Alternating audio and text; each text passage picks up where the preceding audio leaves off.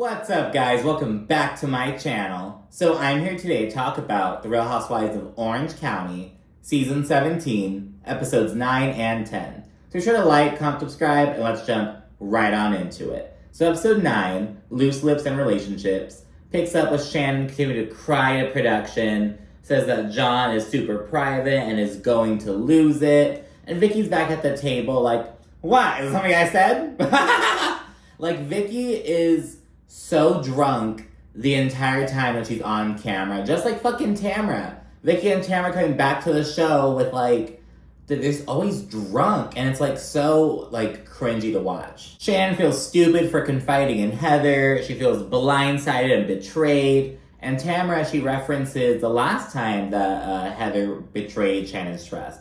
Way back when, I referenced it in the last video, and it was just like, you know, just the same old shit. And Shannon continues venting before Vicki's drunk ass, like, you know, she kind of brings in the switch, like, all right, guys, let's whoop it up. And they just take some shots and shit, and it's just like, again, Vicki and Tamra are just, like, trying way too hard, and it's like, I don't know, they're trying to be like these college kids on fucking vacation, spring break and shit, but anyways, we can see Emily and Shane out with the kids, they're at Tanaka Farms, it's like, oh my gosh, it's this, like, cute little place, and they speak on how, like, they kind of clash with their parenting styles. So Shane is more like the fun parent, more kind of laid back, easygoing, has more patience. Whereas Emily, like, doesn't have patience. She's kind of like, you know, whatever. But Emily's main gripe is that Shane will, like, check her in front of the kids and kind of call her out or whatnot.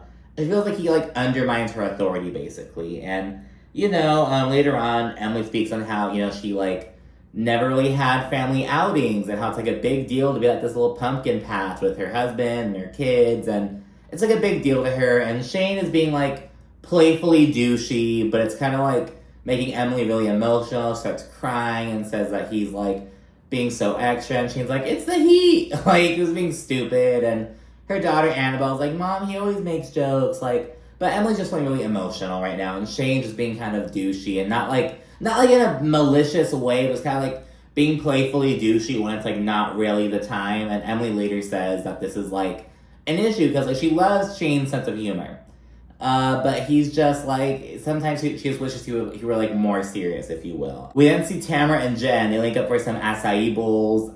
Jen speaks on the dynamic with her ex-husband, well, soon to be ex-husband, Will, visiting because he lives in Oklahoma working with her family business.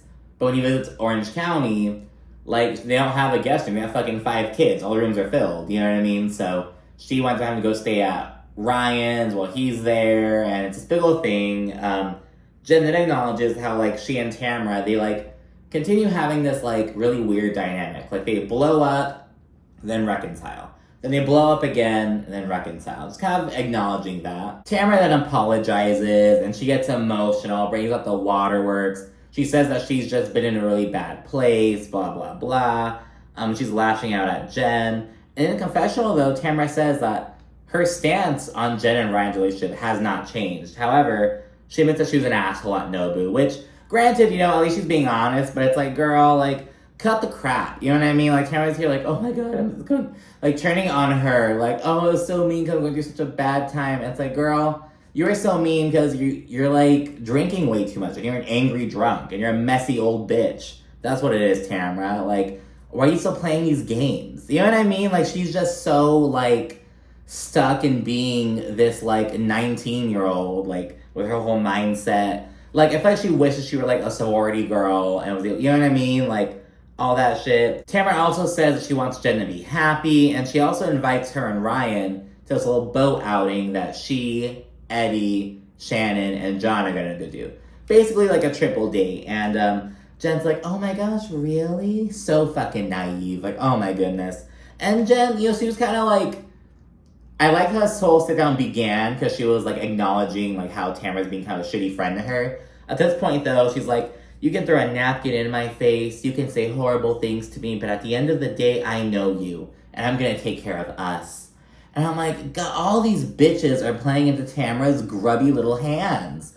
I swear. Then we see Heather, she links up with Mark Cuban. She says that, you know, she loves how normal and laid back he is for a billionaire. And She said we says the whole fireside chat, the first interactive streaming app. We then learned that Heather's been fucking blabbing about this at other sit-downs that have been cut out. So she's really, pushing it.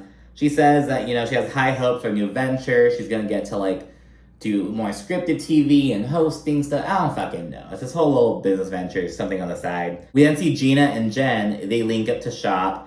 Gina gives another little real estate update so that she passed, the preliminary tests.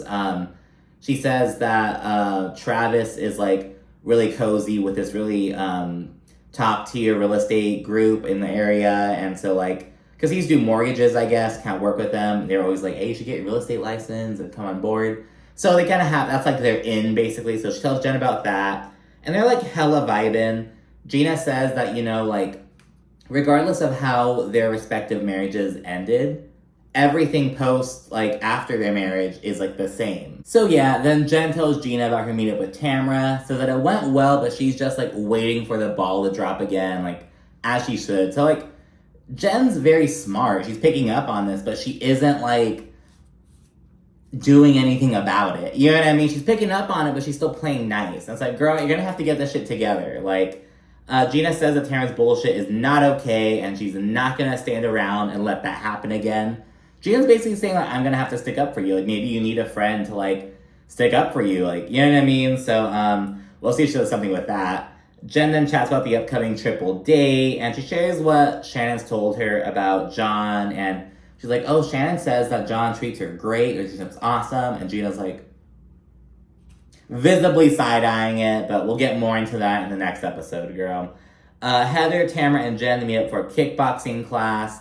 Heather shares that she's getting a little place in LA, a little pied-a-terre, just someplace, a little vacation home, so we're just kind of stay in the city if you, not have to drive back to OC. Tamara then dishes on me up with Shannon and John recently, and she says that, they're it went well. Heather says that they seem happy, which Tamara's bitch, all of a sudden, I know you've been talking shit. Tamara's trying really fucking hard. I'm not the biggest Heather Dubrow fan, but, the way that Tamara's pushing this takedown is kind of okay, girl. And Tamara, continues to kind of ask about Shannon's relationship, what they think about it. And Heather, in a confessional, she's kind of something seems odd. It's kind of getting a little fishy. So, and yeah, she says that Tamara has a big mouth and is close to Shannon now. So she's if I were to talk about Shannon to anyone, why would I talk to Tamara about it? But granted, she's saying Tamara is close to Shannon now. But they weren't close a year ago. So I'm you could have talked to Tamara back then. But granted, you know what I mean? I don't know how close Heather and Tamara are. Tamara's just so fucking strategic. You have no idea. This bitch, Tamara doesn't have friends. She has, ideas. She has pawns. Emily and Shane, they go on a little date night. After some brief conversation, they go into the whole parenting stuff. Emily opens up about how, Shane kind of makes her feel minimized sometimes, and he calls her out in front of the kids. They have to be, a united front. You know what I mean? And basically, call her out in private when the kids aren't there, essentially. And, while he sees it as more just adding to it, she's kind of but it feels like correcting. And so Shane apologizes and agrees to kind of show the kids that he respects, their mother more. So, kind of acknowledges that. Then see Gina, she kind of does a little practice showing, does a little role play with Travis, kind of showing him the house. She does really well, but the bitch doesn't know how much the home costs. So it's okay, girl, I have to know that. But other than that, good job. So she's really excited about that. Finally, we see Shannon and John over at his place, over on the water. He asks how her link up with Vicki and Tamara went, and Shannon lies through her fucking teeth. She's oh, it went well. I'm bitch, you went crying to production. Oh my god. Tamara and Eddie then waltz in. Tamara's a little bit nervous to see Ryan, because of course she's been shit-talking him crazy lately. Jen and Ryan then arrive, and Ryan kind of comments oh, everyone looks so nautical. They're all in their whites and blues and all that shit. Ryan looks like he's going to the fucking club. It looks so weird. Tamara says he's a Backstreet Boy. Just a weird style. And yeah, on the boat, he's texting, and Tamara, she's kind of whispering to Eddie, oh, he can't even look at me. And it's oh my god, girl. Tamara's such a fucking dramatic bitch, to be honest. The boat eventually passes Nobu, and, you know, Shannon, she's like, oh, it's a scene of the crime, and it gets very awkward, just tension's rising. It's like, oh yeah, that's where Tamara threw a napkin in Jen's face and called Ryan a whore. Nobu. We then dock the boat and set up the restaurant, and then in the confessional, everyone there starts shit-talking Ryan's outfit. It's just, like, just pretty ridiculous. Appetizers arrive, including these huge deviled eggs. Like, it's like, it looks like it takes, like, 5 eggs to, like, make one of those, you know what I mean? Like, it's these huge, towering deviled eggs. And Eddie remarks, like, he's like, oh, it's gonna be hard to fit that in my mouth. And Ryan's like, oh, you should ask Jen. Like, she's used to putting big things in her mouth. And just so inappropriate. It's like, bro, you're in public. Like, chill out. And of course, while doing so, he references his dick pic. After some chatter, Tamara's like, oh, I always tell my sons, never send any dick pics. They're like, never send any dick pics. And I'm like, well, Tamara, did you lecture your older son about consent as well? Remember the fucking thing about trying to, like, sick him on Gretchen? Fucking, like... You talked about consent as well? Tamara raised a fucking predator, and we saw it on national TV. But anyways, Shannon and John then conveniently get to use the restroom, and once they leave, Tamara's like, okay, this is the perfect time for me and Eddie to chat with Ryan. They kind of put Ryan in the hot seat, but Ryan low-key pulls a Tamara. He gets all emotional, addresses Eddie, and he's like, brother, I owe you an apology, and I could cry? Like, it's just a big old thing. I'm like, oh my god. Like, he says he feels hurt and betrayed over Eddie, like, listening to and believing these rumors about him. Tamara and Eddie say that, like, look, we've known Jen longer. Our allegiance is to Jen. We're just gonna look out for her. Eddie then asks Ryan point blank if he cheated on his ex-wife. And Ryan confirms, like, yes, I did cheat. I mean, I cheat all the time. And Eddie's like, okay, so that would put you in the general cheater category. You're a cheater. I'm like, oh my goodness, Eddie. Like, when's someone gonna dig up some shit on Eddie? Like, oh my, like, this is the thing about Tamara. Like, her whole storyline, like, her personal storylines are all centered on Eddie, like, the business, Cut Fitness, and her going crazy about Eddie, like, not working. Again, we'll get to that next episode.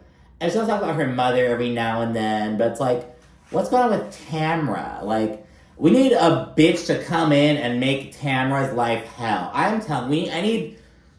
Bring Lizzie back. Damn it. You know what I mean? Like, oh my goodness. Eddie then follows this question by asking Ryan if he told Heather Amin that he wants to fuck Tamara.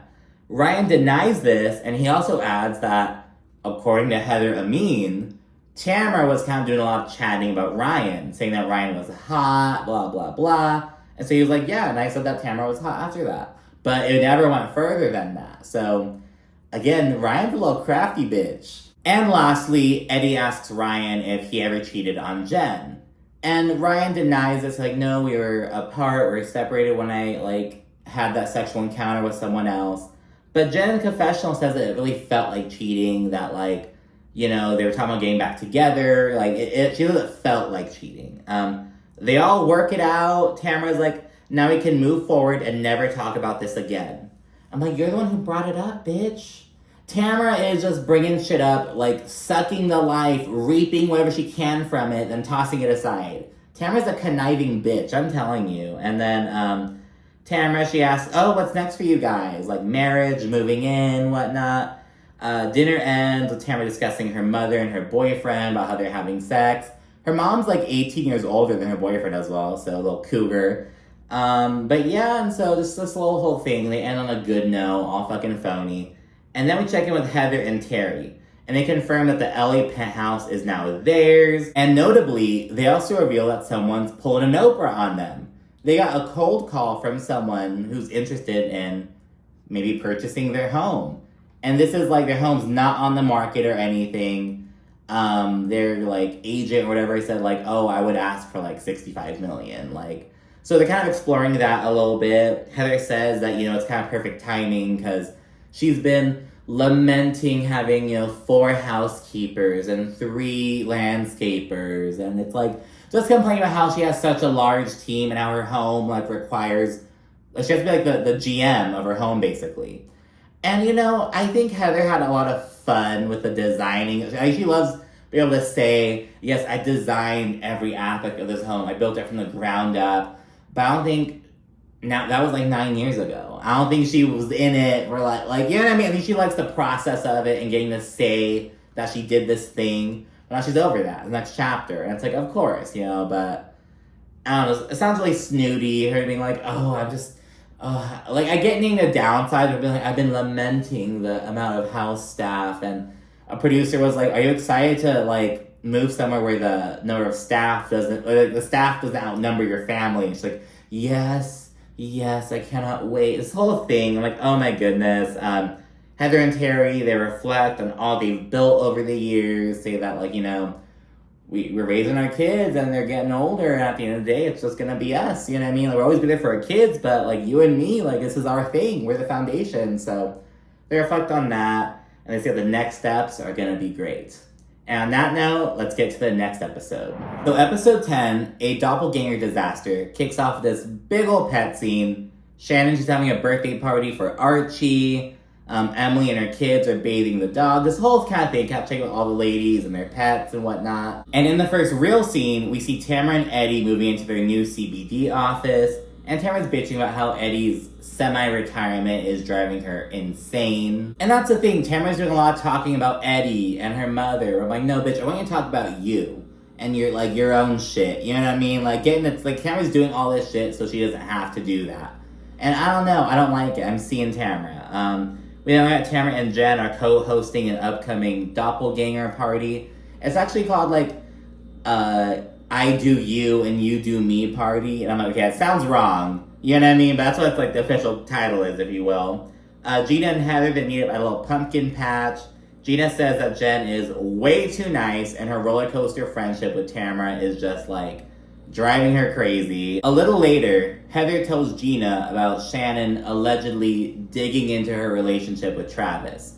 Because Shannon was kind of expressing some concerns about like, well, you know, imagine if Travis were kind of expressing these doubts about his divorce and stuff like that 3 years in. Like, it'd be concerning. Like, kind of talking to Heather and Emily about it, actually. So, yeah, Shannon's doing all this talking, and this pisses Gina off, because she's like, you know, she likes talking about everyone else's relationship, but she keeps her own under wraps. Like, she doesn't talk about her own shit. And this really upsets Gina. We then check in with Jen, who meets up with her friend Taylor. Not Taylor Armstrong, some other girl. They like went to college together back in Oklahoma. And we learned that Taylor actually grilled Ryan a little bit at Jen's place the night before. So she was like, oh, like when you plan on proposing? And Ryan said within 12 months. But he noted that it just kind of depends on the timing of her divorce. And at this point is when I kind of realized, oh shit, Jen isn't fully divorced yet. Like, I thought she was. And she kind of clarifies in the confessional that, like, they're kind of going very slow with it because, so remember, her family, they were very opposed to her getting a divorce. It was like the end of the fucking world. No daughter of mine's gonna get a divorce, blah, blah, blah. It was very kind of old school about it. And she's like, you know, they kind of feel like if we're getting a divorce, that Will shouldn't be in the family business anymore. And I'm like, well, is the only reason why Will's there because he's their son-in-law? Like, has he not proven himself, like, as an employee? Like, you know what I mean? So I'm kind of like, so that's the whole thing. That's why Jen says they're kind of tiptoeing with a divorce, because they want to make sure everything's all good for him to not lose his job, basically. But yeah, Taylor says that she's all here for Ryan. She's like, I talked to him more last night than I talked to Will in your entire marriage with him. She thinks that he cares a lot about the kids, all this shit, and she kind of pushes her, like, what are you waiting for? But Jen's kind of like, you know, I'm afraid that, like, things are going to change once we, like, settle down. Because Jen says, I don't need to get married again. But to Ryan, he's like, well, that's kind of self-sabotage. Basically being like, why am I going to commit myself to you if there's no ring? If you know what I mean? But Jen's kind of doubt is, well, what if Ryan's kind of being loyal to me right now because in his mind, he's still a free bird? Almost like he's in a cage, but the cage is open. Like, he can go if he wants to. But she feels like he'll see getting married as her, like, closing the gate. Which it isn't, you know what I mean? But she's afraid that that'll kind of make him freak out. And, you know what I mean? So she seems to be really tiptoeing with this shit. And it's like, girl, you shouldn't be tiptoeing with your relationship. You know what I mean? And yeah, she acknowledges that, you know, he's been divorced for, like, 5 years. She's, you know, still going through her divorce after, like, 2 years. So it's this big old thing. But Jen says, she's happy and she feels like they're operating well right now. So it's almost kind of like, if it ain't broke, don't fix it. But I don't know. It seems kind of shaky and she's afraid to put too much pressure on it. But anyways, the ladies then get ready for the doppelganger party. Vicki arrives at Shannon's house and she reveals the 18 things that she's looking for in her next relationship. She says her next man has to be between the ages of 58 and 63, must be a Christian, have his own home, be independently wealthy and an entrepreneur, be a forward thinker, have a passport, love Mexico, love to travel, be divorced, i.e. like not going through divorce. He must have children, be a country western boy, must love country music, which would kind of go hand in hand, I'd imagine. Be compassionate, must adore Vicki, make Vicki laugh, and find Vicki funny. They have to have fun together. And as a bonus, it'd be cool if he has a boat, but she doesn't need a boat. So that's Vicki's criteria. While getting ready, Gina kind of speaks on the Madonna factor that she has, and she's like, I just wonder what era people are gonna choose. Like, whoever dresses as me is gonna choose. Like, I'm just like the Madonna factor. And I was like, okay, girl, like, okay, Madonna factor, handle your shit. We then flash to Shannon, and she's dressing as Gina with her fucking extensions, having her fucking track showing and shit, just choosing this, like, bad form of Gina. Gina later calls her at her worst or whatever. We also learn that Shannon is very upset with Heather and how she's alluding to how she and John have serious issues and a bad relationship. And yeah, they begin pouring into Jen's. Tamara is hella committed to her Heather role. She has this brunette wig, this money gun. She had her makeup artist give her these high-ass cheekbones and all this stuff. But yeah, so Tamara's Heather, Jen is Taylor, Gina, she kills it as Emily. She, like, puts padding around her ass for this big old booty. Emily is Shannon. Heather is Jen.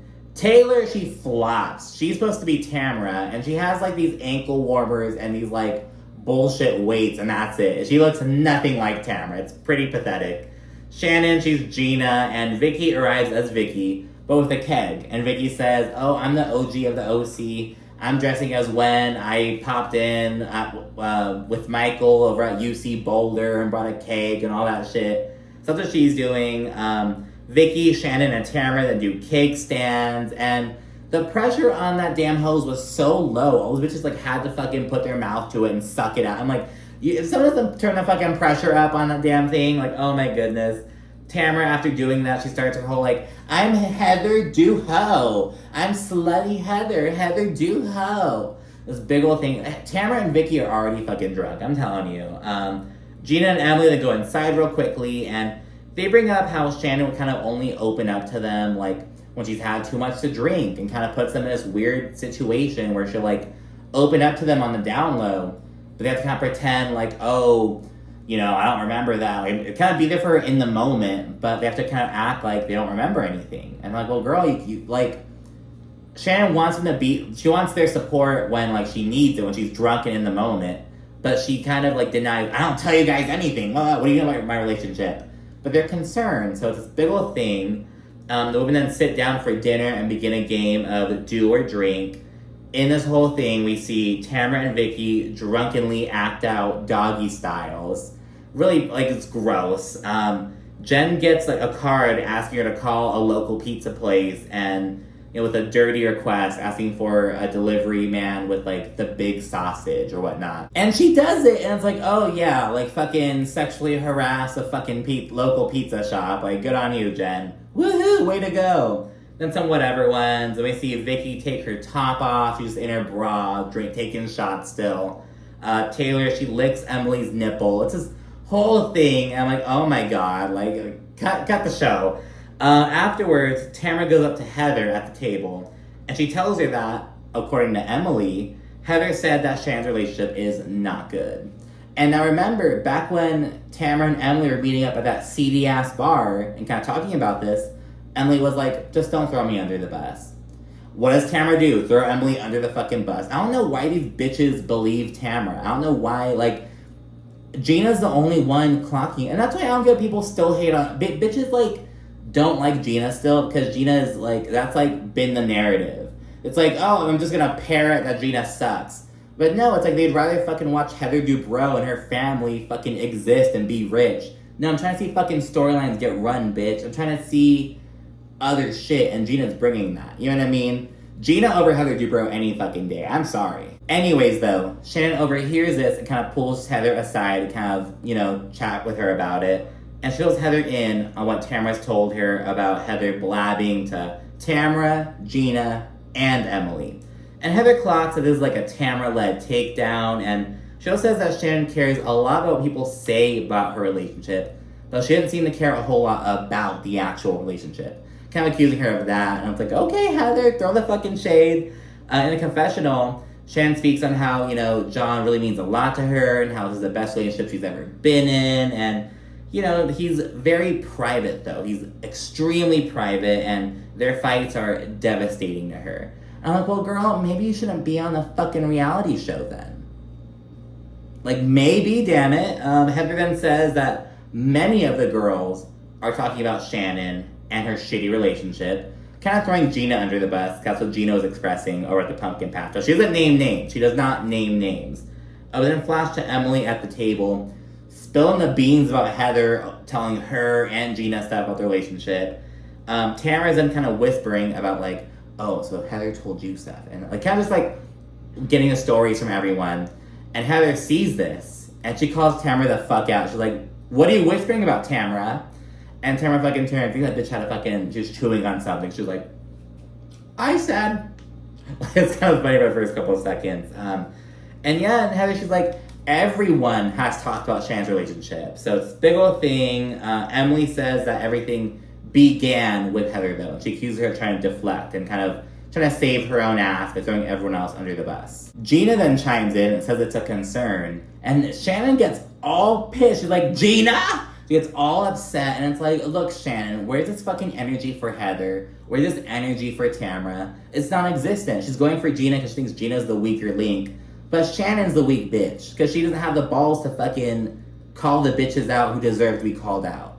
That's the fucking thing. And so she starts yelling at Gina, and Gina's like, you need to calm down because you're the one digging in my relationship. And this shuts Shannon the fuck up. She's like, Shannon flopped in this episode, I'm sorry. Shannon then says that Gina owes John a huge fucking apology. Gina. Not Tamara, not Heather, not even Emily. Gina.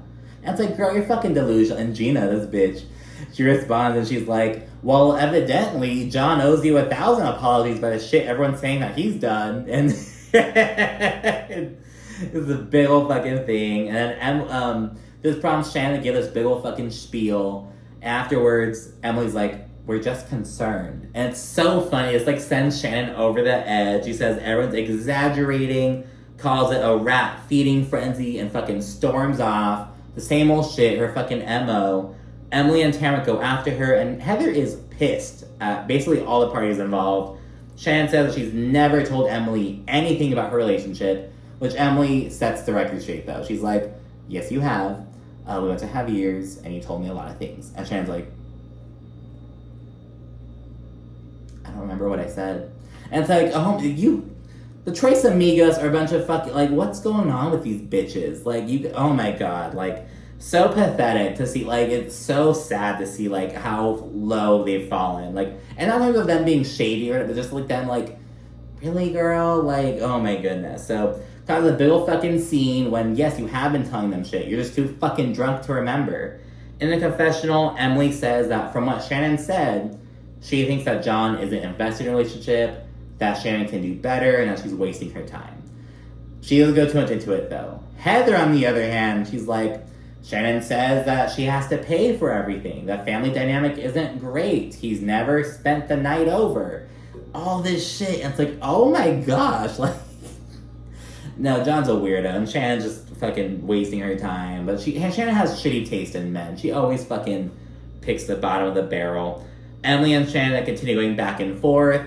Shannon says her relationship is over. He's gonna freak out. She's like freaking out. She's so scared about like how he's gonna react to them talking about the relationship. It's like, you shouldn't be on a reality show. You should not be on a reality show. And what else is Shannon doing? Shannon is very rich. She comes from a rich family. She doesn't get money from David. She doesn't have, like, does she have these side businesses? Like, what is Shannon, like, girl, you're gonna have to get your shit together, to be honest. And yeah, Emily gets emotional and says that she wants to be there for Shannon. She wants to support Shannon what she's going through. But Shannon's like, I'm not going through anything, my relationship's great. She's kind of lying through her teeth. Shannon says that Emily's making their relationship out to be so bad. Then we flash to Emily in the confessional saying that Shannon's told her about John, calling her names, calling her fat and unattractive. And I'm like, oh, now Emily's spilling. Oh my goodness, like verbally assaulting Shannon. Emily then says that Shannon probably hates her right now, feels betrayed, but at the end of the day, they're gonna be there for her, not John. Tamara then doubles down about Heather blabbing to her and Emily, and Shannon's like, oh, I've only confided in Heather 2 or 3 times. I'm sure that you remember confiding in Heather 2 or 3 times, bitch, but apparently that can't be trusted because you just get drunk and start spilling. But yeah, Heather goes to check on Shannon, who isn't doing well, and she's like, oh, and what's up with your marriage, Heather? I hear there are rumors about Terry cheating on you. Heather calmly denies this, and Shannon's like, is this deflection? And Heather's like, no, it isn't. So just very calm, cool, and collected. This bitch, but imagine if Heather hadn't been prepared for that question. Like, this bitch had to have known it could come up. And she was like, I'm gonna just be cool. I'm gonna just roll off my back. You know what I mean? And yeah, Shannon, Vicki, and Tamara then leave. Vicki doesn't know if Shannon's relationship is normal, but she says that, you know, Shannon wants to make it work. And if John's not a good dude, Shannon has to realize that on her own. And now Vicki more than anyone is gonna fucking know that, remember? So Shannon goes crying to production again, the second time in 2 episodes. And I'm like, look, girl, you have one time to break the 4th wall and go crying to production. Like, imagine all the times that Shannon goes crying to production that we don't see. She's probably so fucking annoying, just with her personality. Like, oh, I can just imagine. The fire alarm at Jen's house starts randomly going off. Gina's like, what happened? Did Shannon set the house on fire? and yeah, then Heather, she kind of pulls Emily aside and asks her what's up between them. Like, why are you throwing me under the bus? Because, you know, and Emily just says, I'm just being honest. I am just being honest. But Heather, on the other hand, accuses Emily of looking for shit to be pissed about with her. And we see all these clips over the last, 2 weeks of Emily kind of being on Heather's ass a little bit. And Emily says, you know, this is a Heather issue because Shannon went to her first and spilled, you know what I mean? And Gina waltzes up, though, and she's like, look, yes, you know, Heather violated the vault with Shannon, and we may have violated the vault with Heather, but, you know, at the end of the day, we are concerned about Shannon. And that's how they kind of squash the issue. They all agree that, look, we're concerned about her. And yeah, and Emily says, you know, it's kind of crazy how defensive Shannon is. Because, you know, at the end of the day, she's afraid that John's going to leave her if she speaks out about their relationship, which is very concerning. Then it's the end of the event. And so, yeah, it's fucking crazy. I need Shannon to fucking get her shit together or leave the fucking show. Tamara coming back was a flop. I'm telling you, I'm reluctant to admit it, but I guess Heather is kind of forwarding some stuff now. She's being very phony earlier in the season, and now she's kind of getting in the shit. I think Gina and Emily are also doing a lot. But yeah, I'm gonna need Tamara and Vicki, just drinking way too fucking much. And Shannon, get together, girl. But anyways, that's it for this episode, or these 2 episodes, I should say. Thank you so much for watching, and be sure to stay tuned for more. Thanks again. Bye.